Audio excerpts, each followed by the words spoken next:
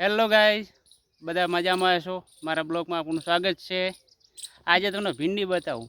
ભીંડાને 10 દિવસ થયા છે. ત્યાંથી આપણા ભીંડા કેવા છે કે બોલ બોલ બોલ બોલ બોલ ટાટા કર.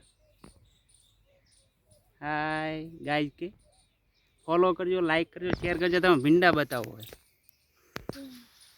હા, આપણે આ ભીંડી તૈયાર થઈ ગઈ છે, મસ્ત ઉગી છે. આ બાજુ ગરફળી છે, ગરફળી કમ્પ્લીટ ઉગી ગઈ છે. પેલી બાજુ ચોળા ફળી છે.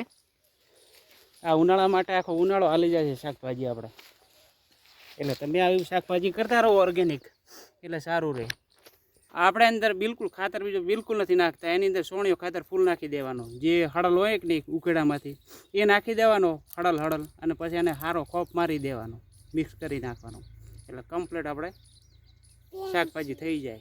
એની અંદર ગરમી આવે ને બધા તત્વો એને મળી જાય. બીજું કોઈ જરૂર ના પડે. પાણી ખાતર બાકી કશું નહીં. એ સાણીઓ પાછો રાસાયણિક નહીં નાખવાનો બિલકુલ. એરિયા ખાતરથી આપણે ઝડપી વધીએ, પણ હું નાખતો નથી બિલકુલ. જેમ કે આપણે ઘરે ખાવા માટે વાવ્યું હોય. બસ આટલો મારો બ્લોગ હતો, શોર્ટકટ વિડીયો બનાવવા માટે આટલો બ્લોગ બનાવ્યો હતો. Tata bye bye.